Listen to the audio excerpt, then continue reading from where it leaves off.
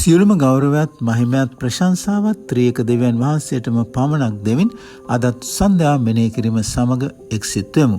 ශුද්ධ බයිබලයේ එපිස 6:5-6 වෙනි පදවල කොටසක දැක්වෙන්නේ නුඹලාගේ ස්වාමිවරුන්ව සිටින්නන්ට කීකරු වෙන්න ක්‍රිස්තුස් වහන්සේගේ දාසයන් මෙන් සිටින් දෙවියන් වහන්සේගේ කැමැත්ත කරන්න යනුවෙනුයි.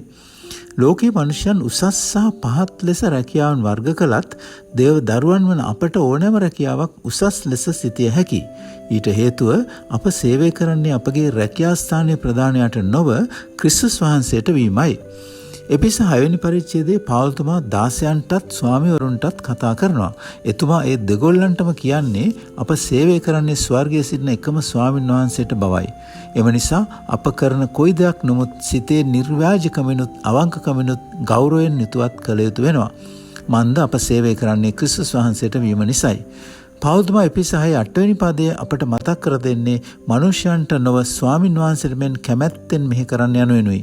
අප කරන සියල්ලේදීම දෙවියන් වහන්සේට සේවය කිරීමට ලැබීම කොතරම් අනර්ඝ වරප්‍රසාදයක්ද.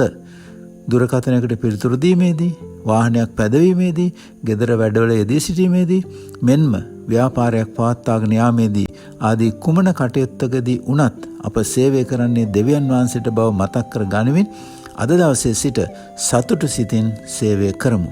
අපි මෙනෙහි කරමු.